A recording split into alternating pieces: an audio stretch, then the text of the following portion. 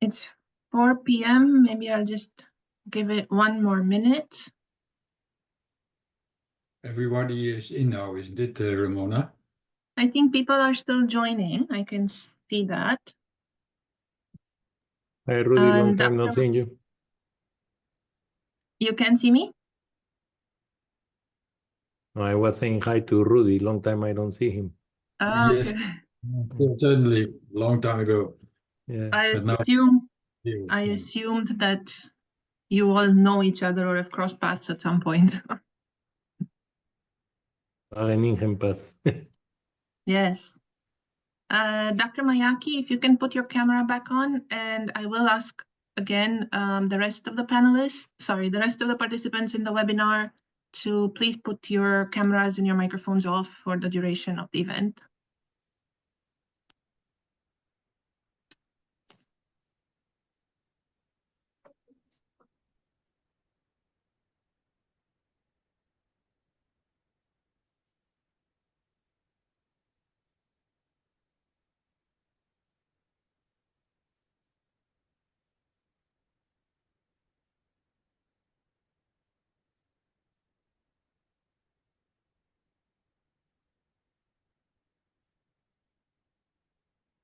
Okay, it's 2 minutes past, so I think we should get started.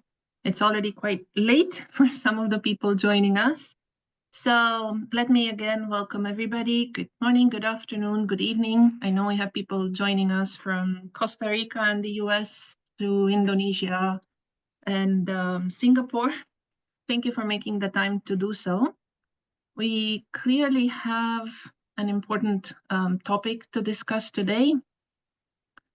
My name is Ramona Angelescu-Nacvi. Let me introduce myself very quickly, and I'll introduce the panelists in a minute as well. I am the Chief Operating Officer of the World Agriculture Forum, and I'll be moderating today's discussion. We are obviously at a crucial moment, and it's a good stock-taking moment, 5 years away from the 2030 deadline for the Sustainable Development Goals. We do have one clearly that fits squarely within the agriculture and sort of food systems realm, SDG 2, simply called Zero Hunger. Just to put it a little bit in context, we, after making progress initially, after the adoption of the SDGs in 2015, after initial progress, we have unfortunately been experiencing a series of compounding shocks from the COVID-19 pandemic to conflicts and, of course, climate change, which have resulted in, unfortunately, global hunger and food insecurity increasing rather than decreasing, remaining persistently high and almost unchanged for the last couple of years. A couple of numbers. I also like to have a few statistics, again, order of magnitude. In 2023, for example, about 730 million people faced hunger, and over 2 billion people experienced moderate to severe food insecurity, mostly in Asia and Africa, but not only. This number is even higher, over 3 billion, if we look at those who do not have access to a nutritious diet and nutritious food. Of course, this has further ramifications in terms of stunting in children under 5 and so on and so forth. So almost 60% of the countries worldwide faced moderately to abnormally high food prices due to the spillover effects of the conflicts that I referred to and disrupted supply chains. Of course, we've seen food price volatility and inflation, and this trend has continued. So instead of sort of going down towards zero hunger, we have in fact seen in 22 countries at least hunger increasing since 2016. And of course, climate change, droughts, floods, heat waves is making this worse. And something clearly needs to change. We need intensified efforts to transform food systems so that they are sustainable, resilient, and equitable. And this is what our panelists will be talking about today. I am certain that they will also reflect on the fact that beyond SDG 2, the one on zero hunger, agriculture and food is also related to other sustainable development goals on poverty, of course, in the rural areas, on gender, on equity, and on health, and of course on climate change with this sort of dual relationship. Let me introduce the panelists. Most of them don't need an introduction, but just in case, and I'll go in alphabetical order here. We have with us today Dr. Ibrahim Mayaki. He is the Special Envoy for Food Systems at the African Union and former CEO of the African Union Development Agency and a former Prime Minister of Niger. Also with us today is Dr. Aditi Mukherjee, the Director at the Climate Change Adaptation and Mitigation Impact Action Platform of the CGIAR, and earlier a Principal Researcher at the International Water Management Institute based in India. Professor Rudy Rabinge is the Chairman of the World Agriculture Forum Board, a former Senate member of the Netherlands, and Professor Emeritus in Sustainable Development and Food Security at Wageningen University in the Netherlands. He has chaired the IFDC board, several of the boards of the CGIAR centers, and co-chaired the Inter-Academy Panel on Food Security in Africa. And last but not least, Dr. Maximo Torero. He is the Chief Economist of the Food and Agriculture Organization of the United Nations in Rome, formerly an Executive Director of the World Bank and Division Leader at IFPRI, also professor at the University of the Pacific in Peru and a fellow at the University of Bonn in Germany. So a stellar panel. We'll try and keep this as interactive as possible. So I'll do several rounds with the panelists, and then we have dedicated time set aside for questions, Q&A section. Housekeeping announcement for those of you that joined us a little bit late. Please keep your microphones and your cameras off if you are not one of the panelists. Please put your questions in the chat. Indicate the panelist that it's directed to, if there is one in particular. Otherwise, just put it there and we'll pick them up in due course. So without further ado, let us go into the first round of discussion. I would like to ask in 5 minutes each, the panelists to sort of set the stage for us. Share their key points on the context, the status quo, trade-offs, trends related to progress or lack of progress on the food and agriculture-related SDGs, and what have we been missing? Dr. Torero, let me start with you. So you have the floor, please, for 5 minutes. Okay, thank you. Thank you very much. So let me set up the stage of where we are today. So as you mentioned, chronic hunger is 733 million people today. 2.3 billion people that don't have access to regularly to food, and 2.8 billion people that have no access to healthy diets. In addition to that, in the emergency world, we have 281.6 million people that are facing acute food insecurity, which is short-term food insecurity. This in the context of huge economic inequalities that were exacerbated during COVID-19, and also on 3 key drivers, which are conflict, climate, and economic crisis. Now, if we project the hunger numbers to 2030, we will be in 581 million people today, ceteris paribus, which is 130 million more that would have happened if there was no COVID-19. So COVID-19 really moved us backwards in terms of achievement of the SDG2. But despite that, clearly we are out of track of achieving the SDG2, and that's one of the biggest challenges. In the food crisis countries, which normally we report in the Global Food Crisis report, the situation is stunting not only because of the 281.6 million people that I mentioned before, but also because 36 of the countries and territory that have been part of this report of food crisis has appeared in the past 8 years in the same report. And among them, 19 also has been in that report. So this means that we are 19 countries which have protected crisis and continue to operate in this environment. Now, of the 3 drivers of conflict, slowdowns, downturns, and climate is offering or bringing up a significant challenge because we are violating 6 of the 9 planetary boundaries, and which means that we will be increasing the frequency of the climate events no matter what we do in the short term and the medium term. It could be in the long term, we're able to fix things and move backwards, but right now, we are already reaching tipping points, and we, of course, could end in exponential type of trends that will significantly increase the situation we are facing and the damage to the agri-food system. We already in 2025 have trespassed the 1.5 degrees in some days, and we need to look at that very carefully and how we have to increase resilience. In addition, these type of shocks, of course, specifically climate shocks, we know that they increase gender inequalities, making households more vulnerable, and women-led households especially.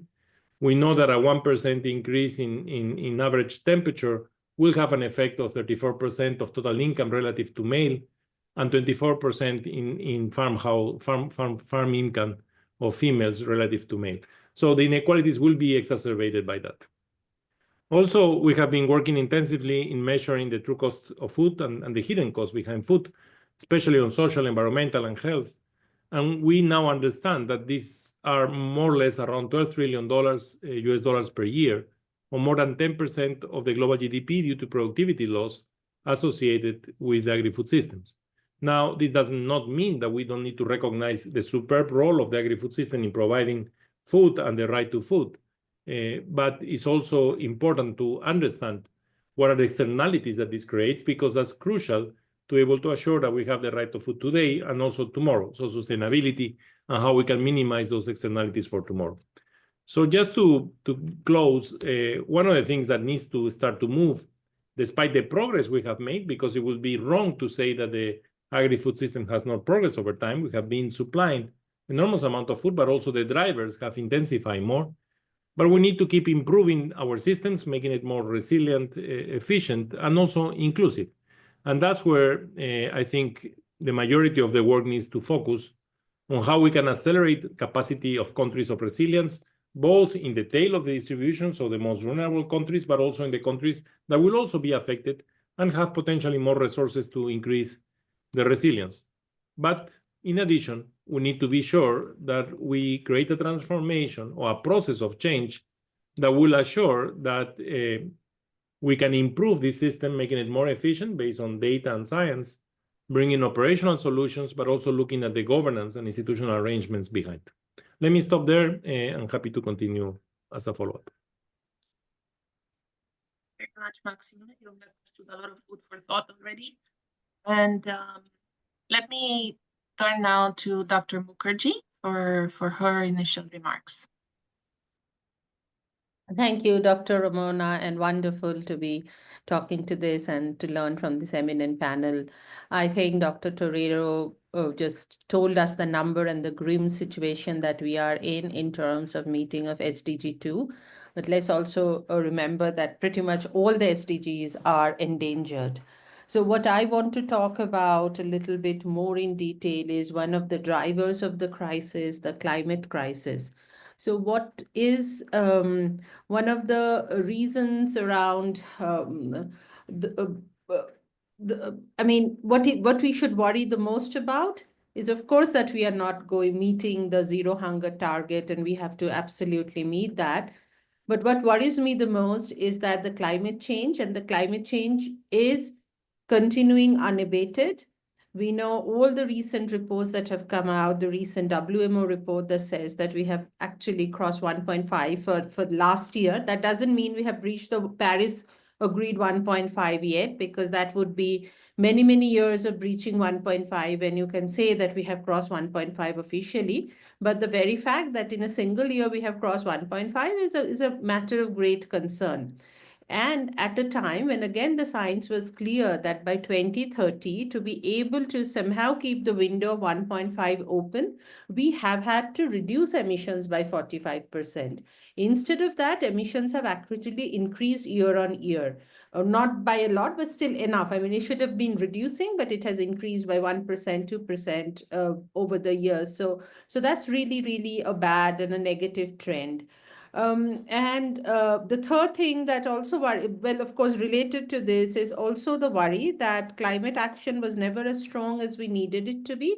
And currently, actually, the political environment which we have, even further climate action will weaken. So what this means for the agri-food system is a bit complex. Well, it's simple as well as complex. It's complex because agri-food system itself is a cause of climate change. 33% of the global greenhouse gas emissions comes from the agri-food system. So there is no tackling climate change without tackling emissions from the agri-food systems. So this part is very straightforward. What is not so straightforward is, unlike all the other sectors, or particularly say the power sector or the transport sector, which has over last 30-40 years invested continuously in low emission technologies that are today as cost competitive or even better. Right now, generating power from solar is cheaper than fossil fuel. The same is true for EVs, but it's not true for agriculture sector. We do not have those technologies that are already cost effective that can reduce greenhouse gas emissions without compromising food security. And I think that's one of the biggest challenges that we are facing now. And that relates to both climate change and how do we meet food security and the SDG 2 goals in a world where the impacts of climate change are becoming more and more intense.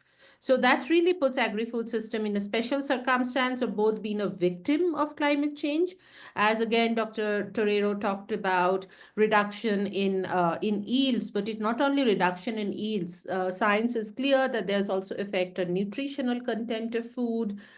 There is inequitable impacts on smallholder farmers, on sharecroppers. The heat waves, the extreme heat, actually affects some of the daily wage laborers more than the landed farmers. So all these impacts and vulnerabilities are also quite differential depending on their initial status.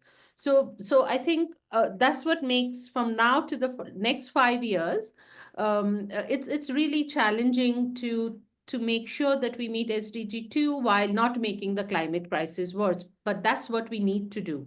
So I'll stop there and share more thoughts about how can we possibly go about it. Thank you. Back to you, Ramona. Thank you very much, and thank you so much for sticking to the time. Indeed, point is loud and clear. Look at the climate effects on agriculture and vice versa. Keep that in mind as well. And I think it was a very nice complementary initial presentation to Maximo's. Let me now go to Professor Rudy Rabinge for his initial remarks, and I'll ask my colleague Manaz if she can also share a couple of slides that he has prepared. Professor, you have the floor. Thank you very much. I think it's an honor and a privilege to participate in this discussion. I'm very glad that we have the possibility to exchange ideas. And it is very important that in the first two presentations, it was very clear what is the context, what is happening. Hungary is still a problem at many places around the world. And what we have seen is that the contribution to climate change, bringing more greenhouse gases in the atmosphere, is also a contribution of agriculture, which is negative. But that being said, it is also wise to see what's happening in agriculture nowadays. And I have indicated here the 6 mega trends which we see everywhere in the world. In some places already much more explicit, in others just starting. If you look at the productivity rise, that is something which is amazing. You see it here for wheat, rice, maize, still the major crops, 80% of all food in the world. This is illustration for wheat. It's similar for rice and for maize. You see here the increase of productivity from some 800 kilogram up to 9,000 kilogram of wheat per hectare in US and nowadays in Europe, and also in places in India and in China. Not the situation in Africa at this moment. You see here the enormous labor productivity rise, 600 hours per hectare in the beginning of this century, nowadays only 12. So you see here an enormous increase in productivity per hectare, per man hour, and counterintuitively also per kilogram of external inputs such as fertilizer and crop protection. So that's, I think, can you go to the next screen? Here you can see, in fact, the increase, what's happening in the UK, the US. You see the green revolution, discontinuity in productivity rise in wheat and in rice some 20 years later, and in maize also. It's not happening in Africa, but it's taking off at places in Africa. Go back to the earlier slide, please. The mega trends. That's productivity rise. You see here that it is not only craft, but it is also in industry where the enormous productivity is taking place. Just to illustrate, in the Netherlands, in protected cultivation, you have 80 kilograms of tomatoes per square meter, whereas in the US it is only 4. You're using 9 kilograms of water per kilogram of tomatoes in the sophisticated systems. In worldwide, the average is 200 kilograms of water per kilogram of tomatoes. So considerable changes in if you do it in the appropriate manner and with the best knowledge and in a biological active way. The chain approach is very important. You see that it is not only the primary production, but it is from the soil to the shelf. All the elements have to be considered. Food health, we see that food health is something which is important to prevent many of the diseases.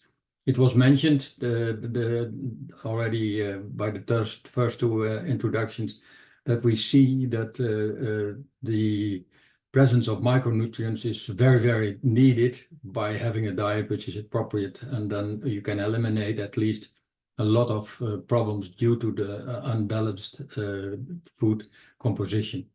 We see the next one is the bio-based economy. We are replacing the petrochemical industry with the biochemical industry, where you see that many products are now based on agricultural activities. And finally, multiple objectives, not only the nature, the productivity and the environment, but also climate change is very important, where you have to have more robust and resilient systems, but also have a situation where you can contribute to the fight against climate change. And then finally, next one, please. Next slide. Next slide again. You see here what is happening. If you look at the red figures, or the red, that's sub-Saharan Africa, you see that the productivity is very, very low, and the fertilization use is also very, very low. That's different in European Union and Northern America. And you see here that there has been an enormous decrease in fertilizer use in the early 90s, beginning of this century, due to the fact that sophisticated techniques were used, and you see that the productivity per hectare, per kilogram, external inputs has increased considerably. I give you these figures because they are facts, and we can make use of it if we are developing policies around the world. That has to be done globally. It has to be done on national states. It has to be done regional, but last but not least, in the farmers' fields.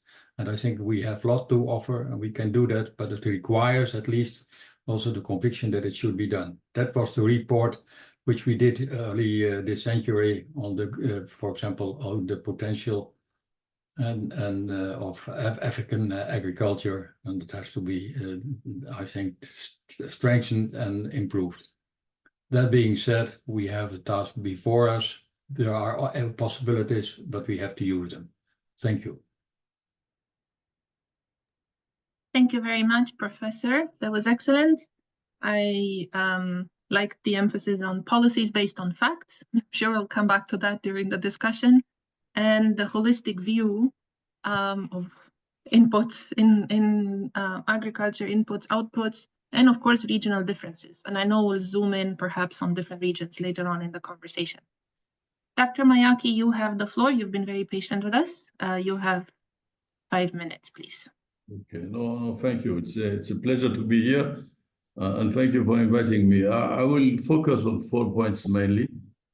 The first one will be theoretical, and it is consubstantial to a design of the SDGs. We all remember that the key characteristic in the design of the SDGs was that given the interlinkages between the goals, implementation needed to be systemic. I think we have failed there because we have tried globally to implement each one of the goals in a quite silo manner, and the management of the interlinkages between the goals has not been reflected institutionally. And given the fact that it was an essential condition for progress, evidently, the progresses have not been sufficient enough. And until we do not have this correct management of the interlinkages, it will be hard to make progresses. So I'm trying with my little English to explain that theoretical point. But I think it's an important point because we repeated the same errors as with the MDGs, the Millennium Development Goals. So that's the first point. My second point is intimately linked to the first one. Evidently, some progresses have been made, and I fully agree with the professor who spoke just before. Productivity is still low, but if we look at the stats of FAO and the World Bank, land productivity has increased somehow in Africa. Labor productivity has increased somehow. Intra-Africa trade on agri-goods has been multiplied by 3 in the last 20 years. Progresses have been made, but there are 3 main obstacles to the progresses. The first one is the demographics. Africa was 300 million, at 300 million inhabitants in the 60s. We are 1 billion today, and we will be 2 billion by 2050. So the demographics eats the progresses that have been made, and it is quite important. The second important obstacle is the rate of urbanization, because the type of urbanization that Africa knows today historically has not been met by any other situations. And the policies that we apply are always behind the rate of urbanization that is taking place, especially if we look at healthy diets, etc. And evidently, climate and adaptation is a very important challenge, which is not supported enough at farmers' level by governments. Which brings me to the question of financing. If we look at the global levels of financing in the agri-food systems, they are very low, whether it is in the ODA system or whether it is at national systems in terms of public financing. And my last point will be about acceleration, which was mentioned by Maximo. We are supposed to have the right policies. We are supposed to have the right science. But these right policies and science, if they do not put the accent on acceleration, we will still be failing. So acceleration is the name of the game. So the question is not what kind of policies, what kind of science should we apply? The question is, how do we have governance systems that allow acceleration of policies, of right policies, and of the right science, and of the right innovations? If acceleration is not part of the game, it will be very hard to make the progresses that we are aiming at. Thank you. Excellent. Thank you so much. I think we have really laid the stage very nicely and looked at the different facets of the problem, everything from financing and science and technology to the interlinkages between the SDGs and the governance that we need to implement them and measure progress. Let's now shift focus a little bit and maybe a forward-looking approach. So we know what the challenges are, we know where we're falling behind, where we've discussed them. What do we do from here on? What kind of disruptive transformation or change do we need, and what's realistic to expect for the next 5 years? 3 minutes each in this round, please. So, and we'll change the order. So let me start with Dr. Mukherjee. Thanks. I think I will stick to the theme of agriculture being both the victim and cause of climate change and the actions we need to take in this sphere, because that's the part that is also affecting our achievement of SDG 2. I think one of our shortcomings has been that as a sector as a whole, we have not adequately focused on investments in low emission technologies. A lot of the investments have, I think, rightly with the circumstance, have gone into productivity enhancement, but that has not always been in a way that is also low emission. So I see one of the pathways that we have to, it's almost how do I say, it's almost inevitable we have to move into a low emission pathway, and that would require a lot more investments in research and development. What are those technologies and approaches that allows you to grow more? And Dr. Rudy gave some good examples of more controlled agriculture, but those are all very much high capital intensive also in some ways. Things that can be done in a greenhouse in Netherlands cannot necessarily be done at this point in a smallholder farmer's field. On the other hand, a solar panel is equally cost competitive everywhere, pretty much.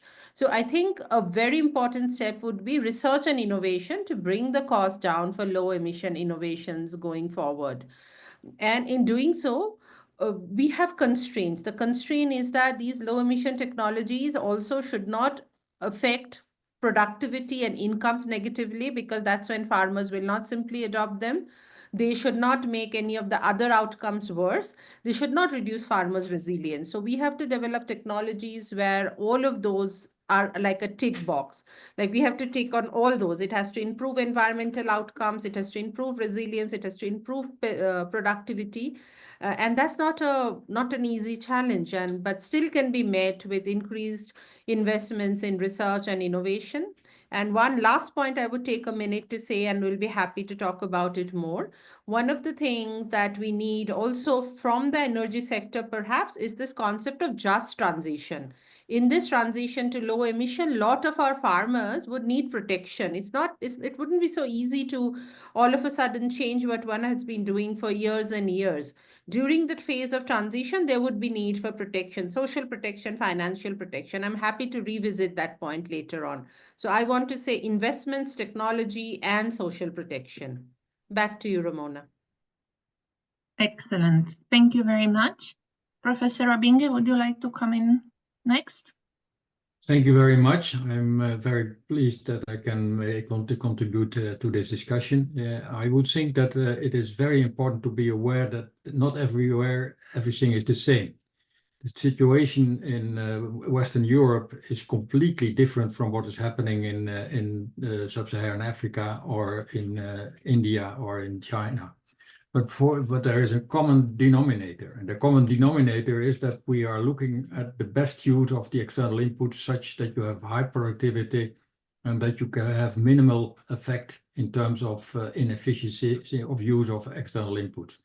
So I think it's very important to be aware that there is we have lost to offer, and that, for example, in the Western world, we should aim at an enormous increase of efficiencies, reduction of external inputs, but then in a way where sophisticated agriculture techniques lead to high yields at the well-endowed soils and at the less endowed soils that we are having other objectives.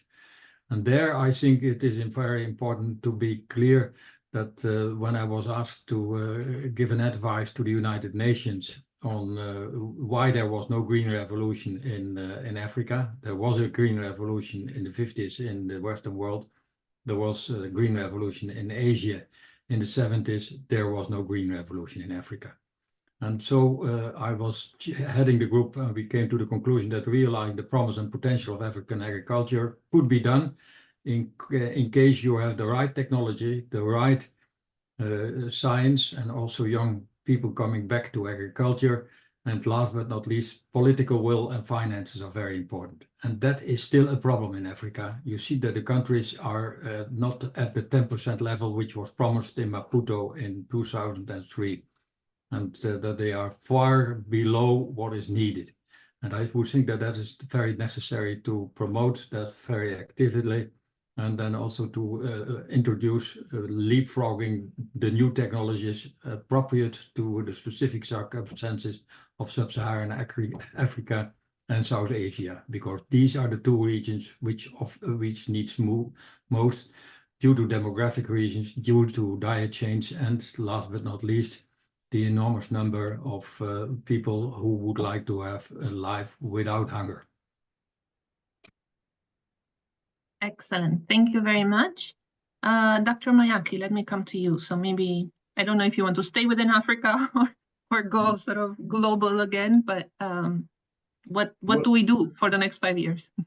Well, I think on the global level, I think the discussions are changing, and I think it's one of the questions maybe on which I will come back later, which is we had a positive multilateralism which tended to spearhead a strong cooperation between regions.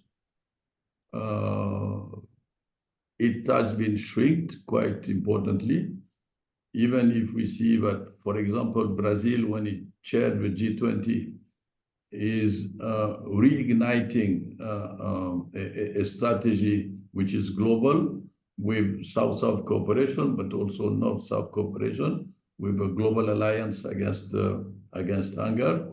So this is positive, but it is really limited. And my worry is that in the world in which we are getting in, many discussions will change. The climate discussions will change. We had a food COP in Dubai. I don't think we'll have another food COP in the years to come. And so this is my first point. Now, what to do specifically in the African context?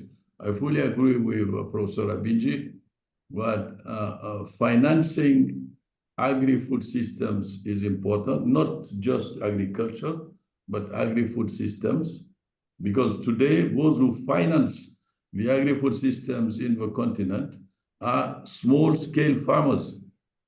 They are the biggest financiers of our agri-food systems. So we need to bring in, evidently, the governments, but also the private sector. And the role of the government, I don't think the governments will go beyond the 10%.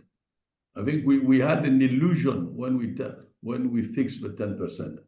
I think we need the governments to create the environment so that small, micro, and medium enterprises can be pushed towards financing agri-food systems. So we need to change that paradigm, because for the last 20 years, we have been talking about increasing the funding of governments to the agri-food system, to agricultural transformation. It hasn't happened. I don't see signals that it will happen. But creating another paradigm where you have an ecosystem stimulated by the governments to have micro, small, and medium enterprises come into the private sector, come into the agri-food systems and invest, I think this is the paradigm that we should follow. And my two last point is that science needs to be digestible at the small-scale farmer level. And this is a questioning to all the scientific networks and institutes. They need to have as at the center of their thinking, how can I support the small-scale farmer in order to improve its productivity? And as long as this doesn't happen, I mean, we will continue in the system in which we are. So digestible science and technological products in the pockets of the farmers. And my last point, which is related to Africa,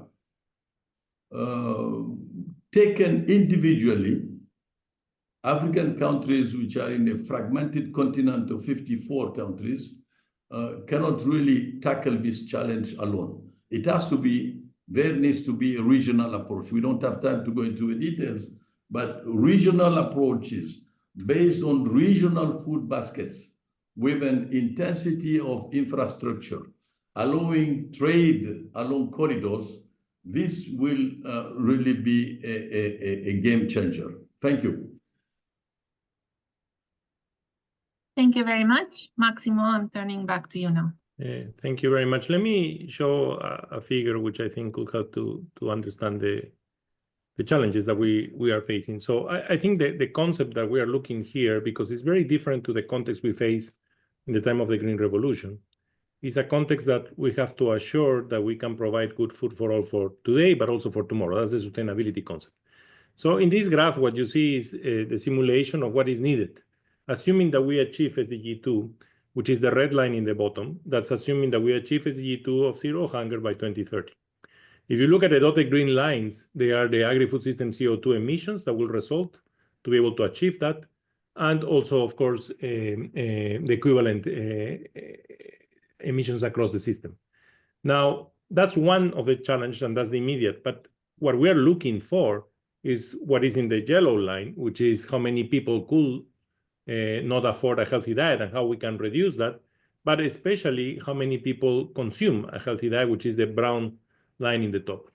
So clearly, having access to healthy diets for all, which is the game here and what we are aiming to, will require that the agri-food system, you look at the green lines, the dotted green lines, will have to become a carbon sink and preserve the planetary biodiversity.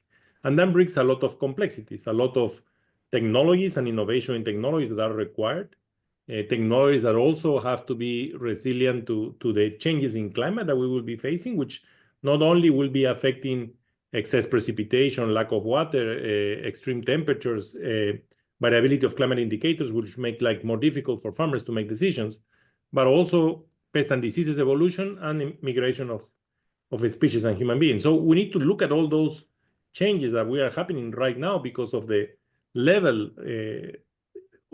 we are facing in terms of the violation of the planetary boundaries, which makes this game a lot more complex than what it could have been 30 or 50 years ago. Now, to achieve this change in terms of reducing hunger, for example, this implies that the agricultural productivity, what we call the total factor productivity, will have to change from what we are observing in the red line for the low-income countries to the yellow line, which is basically the shift that will need to happen in Africa and in other countries which are low income. And that's a huge shift. It's a very complex shift. And clearly, the financing is necessary. And clearly, the countries by themselves won't be able to do. Because if you look at the countries in sub-Saharan Africa, most of them and many of them are under debt distress. And it's very complex for them to decide to allocate a bigger share of the GDP to these type of investments that are required. And there is a lot of rigidities also in the technology, not only the simplicity of the technology, but also on the property rights behind technology and how these markets of technology and innovation are extremely concentrated, which makes this a big challenge. And this will require significant commitments. And here is where I think on the financing side, climate financing has to play a huge role in the agri-food system, which is still we are not there. And why? Because it's basically, if we compare energy and agriculture, energy is being resolved by itself, but agriculture has the biggest space of gains in efficiency and redistribution, the just transition process. And if we don't invest in agriculture, which today is 3 to 4% of the climate financing, this won't happen, and we won't be able to resolve the problem. So I think we need to rethink enormously the way the financing is happening right now, and to be able to achieve this type of increase in total factor productivity, we need significant investments. We need change in governance, in regulatory systems that will allow these countries to be able to have access to these technologies in a more equal basis, and will also allow food to flow more so that we can have better use of our natural resources. So I think the game is complex. It's not a simple game at all. And yes, there are countries which are progressing, but they are not even progressing at the velocity it should be progressing to be able to achieve these goals for achieving the goal today, but also tomorrow, which is what we are looking for. Thank you. Thank you. Let me stay with you now for the final round of questions from me and ask you, it's related to what you've just been talking about. What is the FAO doing to try to address the challenges that all of you have outlined so far? Sure. So FAO is working intensively in two big dimensions. One is the dimension of the resilience and how we can increase resilience across the board, especially for the tail of the distribution for the most vulnerable countries. Why the focus on resilience? Because that's the only way we believe the poorest countries will be able to cope with what we know is going to happen in terms of climate and what we know is going to happen because conflicts continue to increase. And that's why I was referring to the countries that they stay in the same situation. Now, when we look at resilience, we are being extremely operational. One component is how we can bring private sector through reinsurance companies to respond and increase the capacity of anticipatory action. Why anticipatory action? This is before the event happens, because the rate of return is 7 to 1. Every dollar I invest in anticipatory action, I will get 7. But I need the money fast, and I need mechanisms to move that faster. The way to do that, because ODA will be reducing substantially over time, all the donors are restricting their ODA, is to attract reinsurance companies. But that's not an easy job, because they are used to trigger the insurance based on event happening. They don't do it before the event happens, with some exceptions on El Niño and La Niña. And we are working with insurance companies to try to change that. The facility that we are working was approved by the G7, but basically we'll have 12 triggers, 6 insurable, 6 non-insurable, that will help to increase that mechanism of resilience. The second element of this resilient tool that we are building is having a toolbox that will allow countries within their territories and looking at a taxonomy that incorporates essentially the level of food insecurity, the macronutrients availability, and the level of connectivity, and their vulnerability to climate shocks, to see what tools we can bring to them that will allow them to increase the resilience. That's the first block.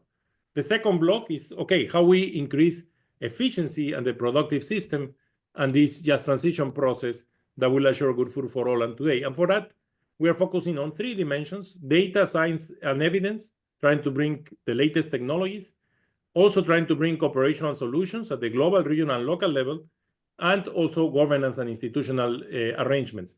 Because if we want this to keep going in countries, they will need to have an institutional reform, and they need to look at the system rather than looking at only the agricultural sector by itself. Because if not, we're not going to touch the externalities, we're not going to touch the good food for tomorrow. Now, within this context, we have several mechanisms. One of those instruments is the Hand in Hand initiative. We are working right now in 75 countries where we are targeting investments to resolve bottlenecks in areas where there is agricultural potential. This includes, for example, understanding soils, soil maps, and what is the combination of what the plant needs and what the soil has, where are problems, where we can resolve those problems. Africa is mostly organic. They need better soil maps. They need to be able to target customized solutions that will resolve the problem that they are facing. And we need to attract private sector to do that too. And that's why we are working with the private sector and the IFIs. So we are merging the private sector with IFIs to try to de-risk them and to try to de-risk also through information using a geospatial territorial approach that allow us to target solutions to the problems that they are facing in areas where agriculture can move you out of poverty in the short term. And we also have a roadmap of SDG 2 and 1.5 degrees Celsius, where we are trying to map what we need to do to be able to achieve these 2 goals, no? The goal of the right to food, but also the goal of sustainability, so that tomorrow we also can achieve the right to food. That is something that we are working at the global, regional, and country level. At this point, we are piloting in 5 countries, and the hope is to scale this up. And we have a set of domains that we are operating. 8 of them are sectoral, 2 are cross-sectional, policies, of course, but also data, which is central to make proper decisions. So let me stop there. Thank you. Let me go to Dr. Mayaki now. You have spoken before about the role of governments, about the role of the SMEs. Let me now ask a question about the global level. Do you think the current architecture of the multilateral system is conducive to the implementation of the SDGs? And I think you referred to this very early on in your initial remarks, but I'd like you to come back to that, please. Yeah, thank you. I think the multilateral system as it is needs to be strengthened in its positive aspects. And the Kampala Declaration, which the African Union just approved 2 weeks ago, is quite in line with what Maximo Torero highlighted as the priorities of FAO. So there you have a commonality of thinking. But I'm not sure that in the years to come, that commonality of thinking will expand throughout the multilateral system. There is the UN Food System Summit coming. I think there will be a half consensus on it, even if all the those who have been working on FAO is a clear example of that in that domain will push so that we have the highest possible consensus. But we need to be aware of the elephant in the room, and we need to work according to that. The second point is the issue of capacity to think in terms of systems when we come to implementation. And Maximo referred to it also. That governance institutional issue, which is about implementing, having a systemic view, has to be necessarily tackled. Otherwise, we'll repeat mono-sectoral implementation, but will all be suboptimal. Optimality is at the systemic level, and this has to be strengthened. And I think this is one part where the multilateral system, by a good intra-multilateral coordination, can influence the capacity to implement systemically. This is, in terms of governance, I think this is essential.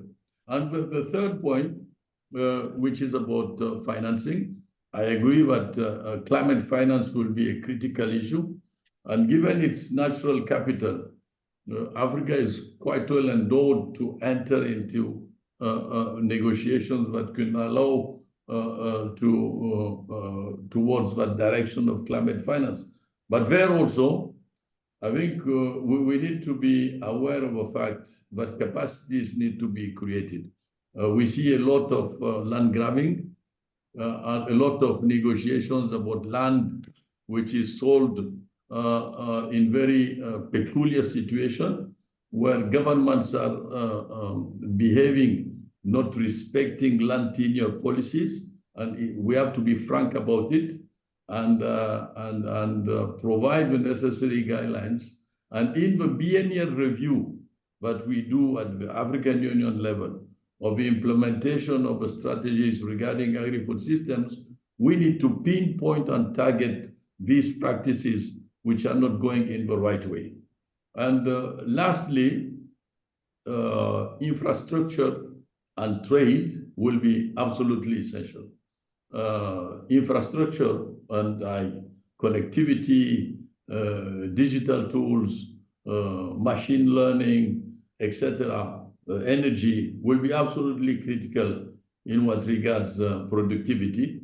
And there also it has to be as much as possible decentralized, which carries a reform of the central states so that we have much more decentralization. And that will bring a shift in terms of power relationships. Let us not forget Amartya Sen. It's important that power relationship be changed in order for the most vulnerable to build capabilities. And this cannot happen if capabilities are not decentralized. So this is also a critical point in my view. Thank you. Excellent. Thank you very much.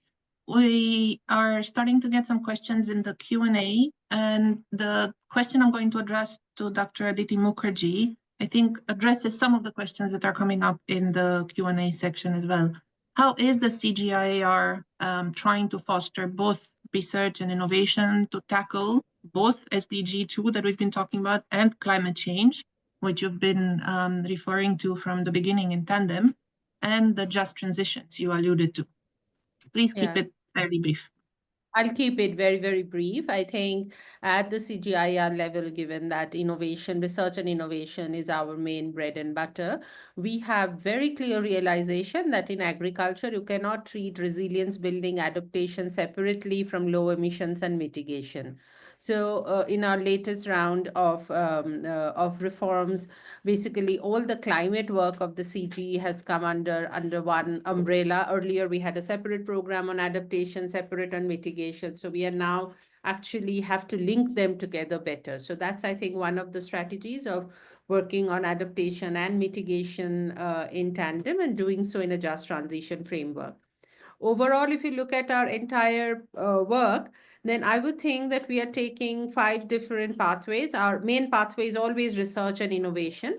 And then what exactly in that research and innovation? One big part is around for a low emission just food system.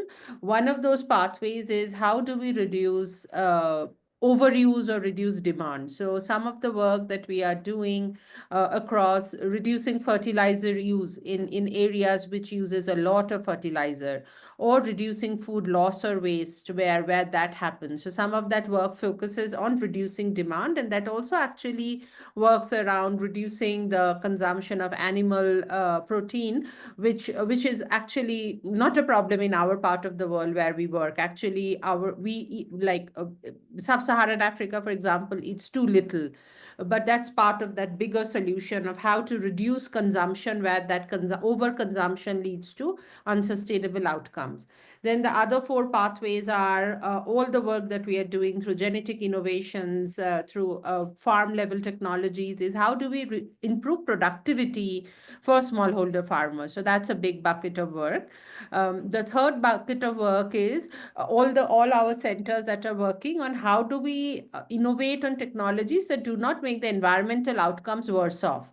So basically things like agroecological approaches, low input, sustainable intensification, and all those different approaches that reduces the use of external inputs, and those external inputs we know leads to pollution.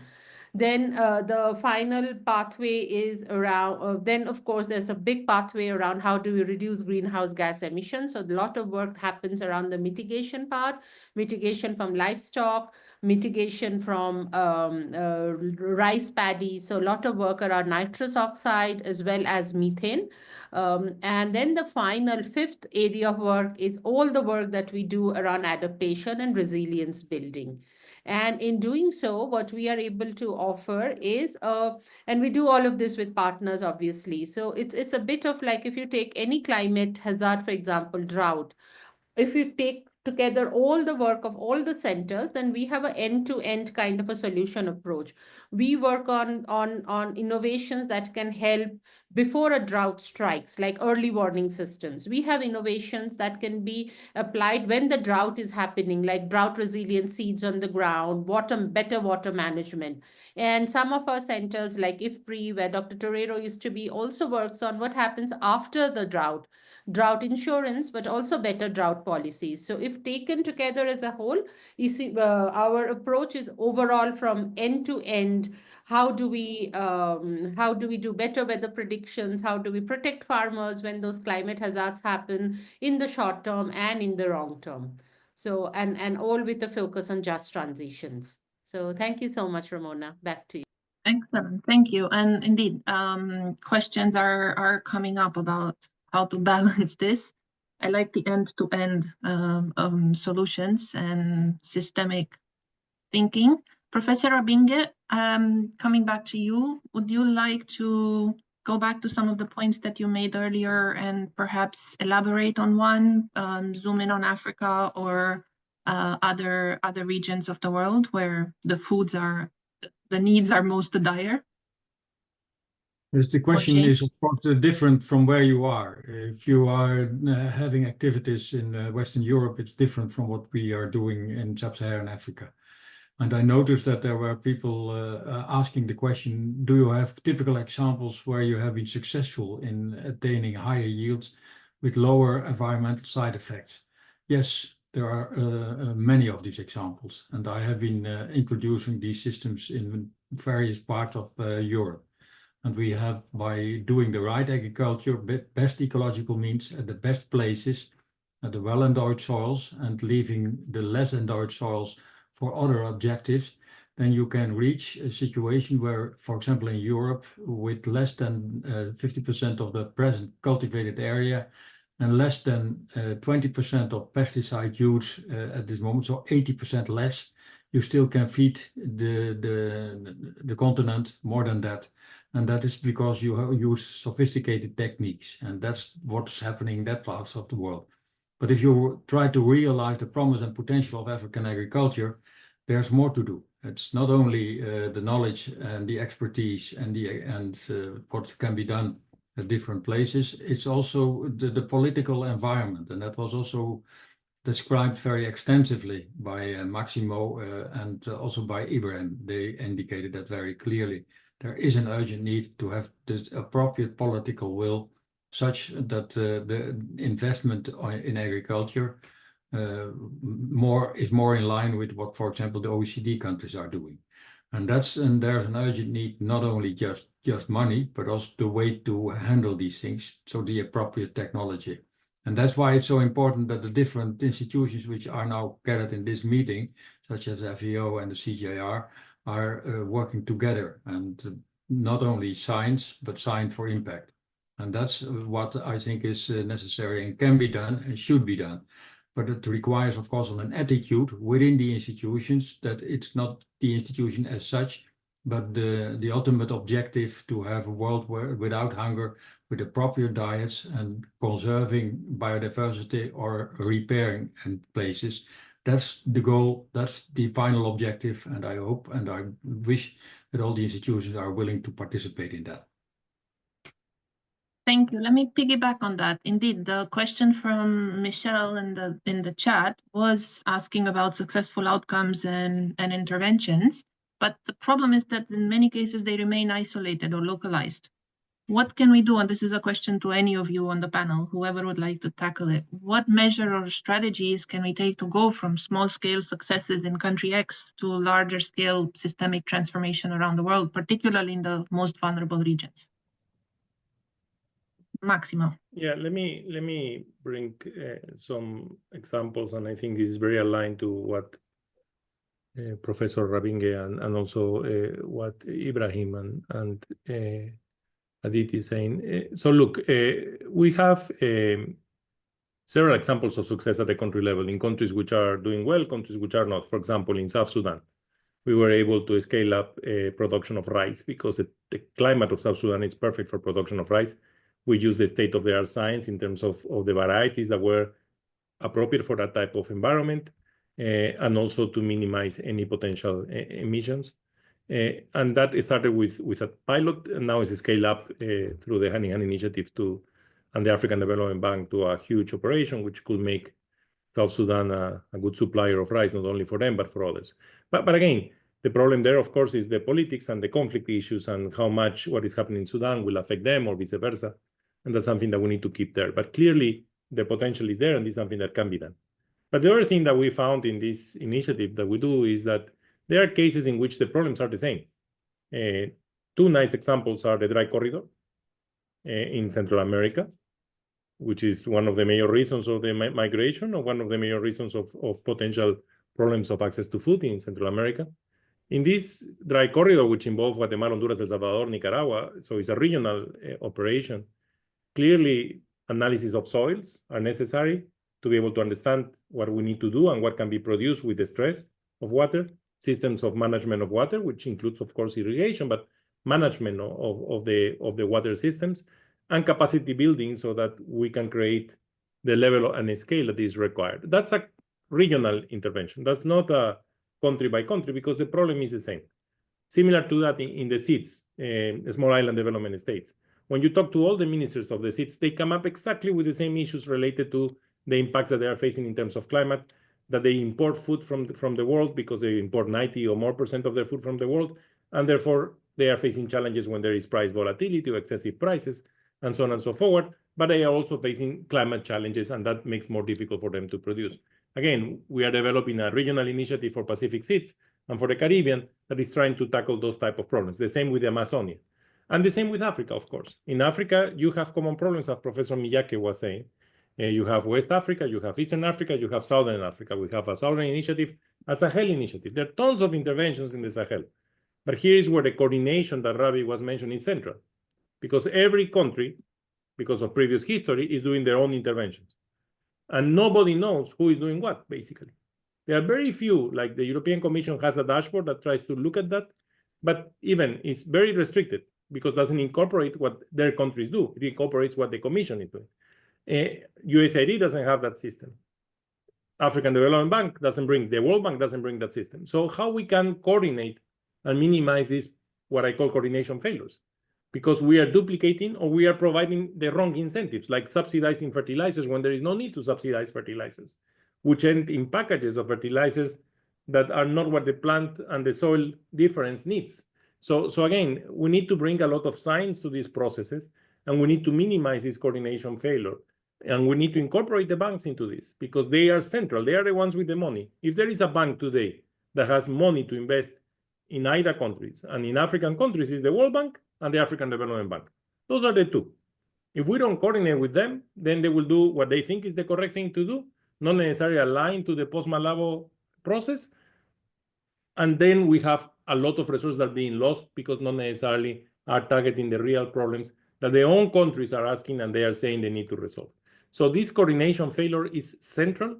It's not just the technical agencies, it's the banks too that we need to bring together so that we can really move and respond to the plans that the countries are doing. We need to look at the demand. If they are wrong, let's work with them and let's figure out where they are wrong. But we cannot ignore what they are saying they should be the way they want to transform their country. Thank you. Thank you. Anybody else from the panelists on that question, or do we pick up another one? I could, sorry, yeah, go. Aditi, go first, and then Professor. Yes, I'll just very briefly say that to also pick on what Dr. Maximo was saying, policy coherence is also very important. So things like when you have these isolated success cases, one of the best ways of scaling those is often through policy change, and that often doesn't happen. So a lot of our success cases remains at the stage of pilots. So I would focus on the policy coherence because there is just so much of incentive to continue doing high emission agriculture as of now. We already know that almost like a huge amount, 800 billion, I think, if I'm not wrong, goes into subsidizing unsustainable practices in agriculture. And there are already discussions around on how do we realign the subsidies to realign the incentives for doing the right thing that's right for food, right for environment. So I think policies will go a long way in answering some of these questions. Thank you. Professor Abingi, I think you also wanted to come in. Yes, I think it's wise to listen also to what some of the people in the audience were saying, and they indicated also very clearly that soil health is a major problem. A major problem, it may be due to overuse of fertilizers, and that's the situation in parts of China, India, more specifically also in Western Europe and the United States. And there you see that there is overuse, but that is something which should be controlled, in fact, by having systems where there are no longer subsidies, but where there are the appropriate market mechanisms which are being used. But that is completely different, for example, in South Asia and Africa, where you see that the average use of fertilizers is in the order of magnitude between 150 and 300 in the richer part of the world. It's less than 10 in Africa.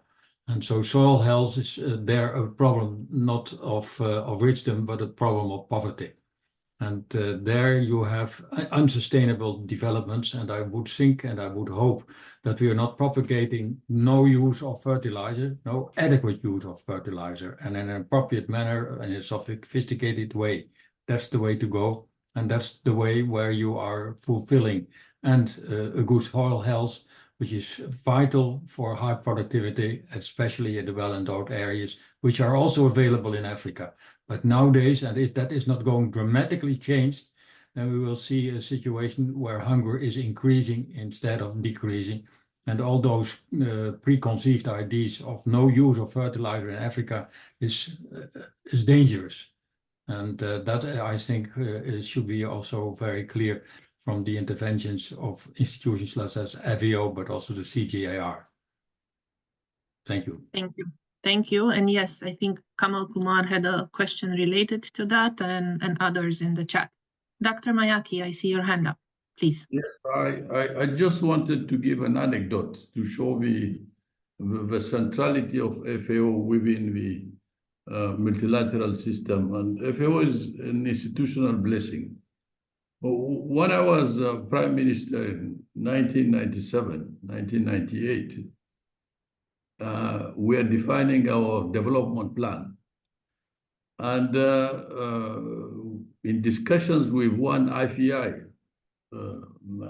we were told, do not invest in agriculture because there is no return regarding the investments in agriculture. It's FAO who convinced us to invest in agriculture. So I think the situation and the context has changed, evidently, and those IFIs have a different type of language, but it refers to the point that Maximo was saying regarding coordination failures. I think if we are transparent, clear, and direct, and we highlight what is working and what is not working, we can make progresses. The situation has changed, and luckily, FAO has the central role in terms of knowledge, footprint, feedback of experiences. So the whole multilateral architecture should have at its core a vibrant FAO which can allow to avoid coordination failures. So it's a concrete example which I wanted to give. Thank you. Thank you very much. I'll pick up just one more question from the chat, and then we'll do a round of closing remarks and key takeaways from all the panelists. Perhaps the one about, okay, we have high-level agreements very often, and several of you have mentioned some of them specifically, but sometimes the implementation is delayed. So for some of the reasons you had mentioned, again, everything from finance to capacity, maybe the science is lacking, the political will, or something else. What strategies can be useful there to tackle this and lead to faster implementation and therefore actionable and measurable changes in agriculture and food systems if we meet again in 3 years from now to see a lot of progress? Any thoughts? Maximo? No, please, Dr. Professor Van, go ahead. I think it's very important that we are aware that there is a way to go. And Maxima, you also already indicated in the scenario studies that it is very important that we are strengthening, in fact, the knowledge and the attitude towards agriculture, because that is at places still an enormous problem. And I would think that in Africa, for example, a country like Ethiopia is doing it quite different from other countries. And it is a typical example where they have been successful in increasing yields considerably. And I would think there are more of these typical examples, and the forerunners should be used and not the peloton, because they will follow as soon as the best technologies are being implemented at places, and I think that's also in line with the policy of FAO, but maybe Maxima can elaborate a little bit on that. Please, go ahead. Thank you. And look, one of the things that for us, at least in FAO, is central is that things have to be driven by the countries. Yeah. We can bring a lot of things to them, but if they don't buy into this and they don't drive the changes that they need to achieve the goals, it won't happen. Or it could happen for a period of time, but then it will disappear. For example, the story of Ethiopia is interesting. No? Let's forget a little bit the political part of Ethiopia, but in terms of the Ethiopia Transformation Agency, the Ethiopia Transformation Agency was created more than 10 years ago. It had a very clear idea of bringing new technologies, on making them self-sufficient on wheat and so on and so forth. That worked pretty well in terms of supplying independently to the Ministry of Agriculture, even supplying the knowledge that was required to move the country forward. But then it got the transition into the government. The government picked it up, and that's what we are seeing today. We are seeing the profits of a big investment that is starting to flourish, where science is starting to get it in place. But for Ethiopia to continue moving forward, they needed to do a transformation at the economic side in terms of the fiscal and especially the financial sector. Because if not, they won't be able to attract investment to continue growing. And that's what they are starting right now. Let's hope it works well. But that's a huge transformation that the country decided to move forward and to change. There are other countries where things are more complex, and they are not buying into this process of change.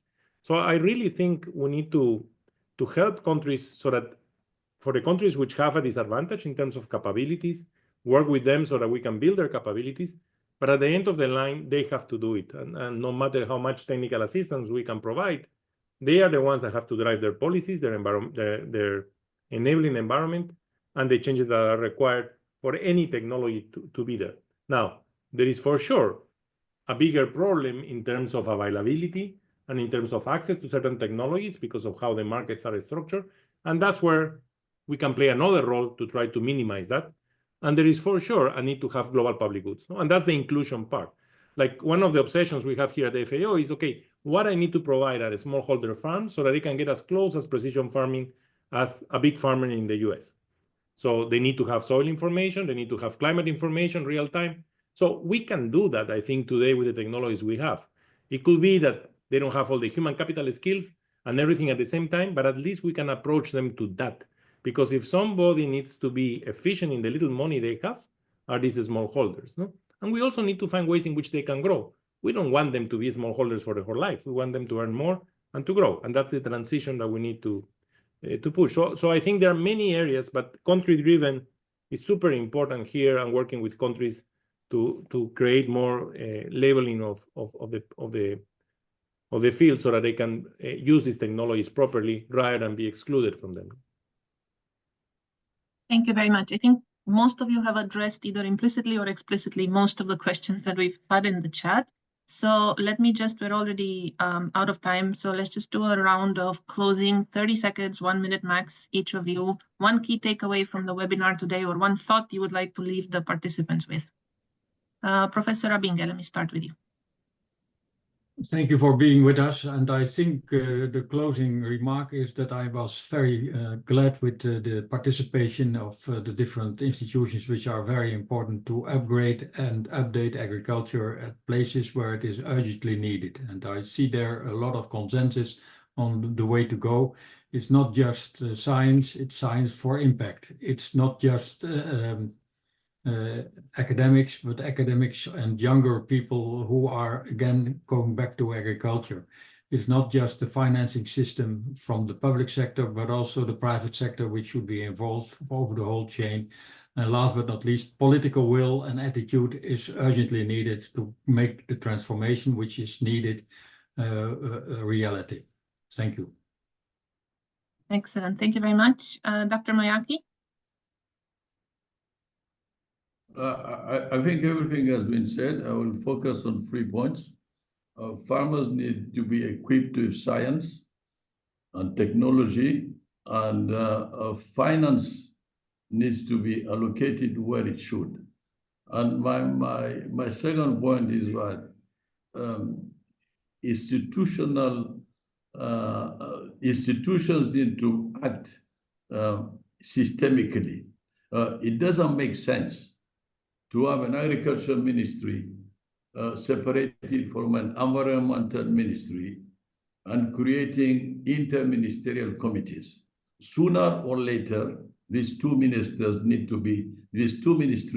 need to be together. And so these are the type of simple but radical changes that need to happen. And lastly, let us make sure that in the multilateral system in which we are, FAO keeps that central place, which goes from climate to fisheries to land to blue economy, etc. And from there, let us build an ecosystem which can support countries at national and regional level. Excellent. Thank you very much. Dr. Mukherjee? Yeah, very briefly, just I want to reiterate the need for just transitions in the agri-food system. And that just transition needs to have three important pillars. One is investments in research and innovation. The second pillar is while that research and innovation is happening and farmers are moving to those low emission technologies, the importance of providing with the transition finance for the farmers to adopt those technologies. And the third important part is policy coherence, because we cannot anymore afford to have policies that are encouraging high emission agriculture. Extremely important to think of this whole transition from a just transition perspective, because at the end of the day, the ones who are getting the most affected are the smallholder farmers who have the least role in causing climate change. So I think justice and equity has to be centered in this whole agri-food system debate. Thank you again, and this was a fantastic webinar. So I learned a lot from the panelists and from the questions. Thank you. Thank you. Maximo? No, thank you so much. It was great to be here. So let me summarize in 4 quick points.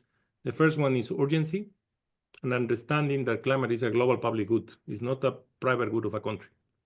So just transition needs to incorporate also, outside of efficiency, redistribution. That's center. If we don't do that, then we will be able to accomplish this and resolve this problem. The second one is efficiencies needs to be driven by data and science. I think we need to use science and data to drive how we improve efficiencies. But we need to bring human capital and capacities so that countries can absorb and can use these technologies, as well as minimize potential market failures in the access to technology. Financing has been already told, which is central. And finally, the intertemporal issue. No? It's not only the today problem, it's also the tomorrow problem. And that temporality, normally governments don't take into consideration. Normally we don't take in consideration. But we need to think in the today and the tomorrow. Thank you. Thank you very much.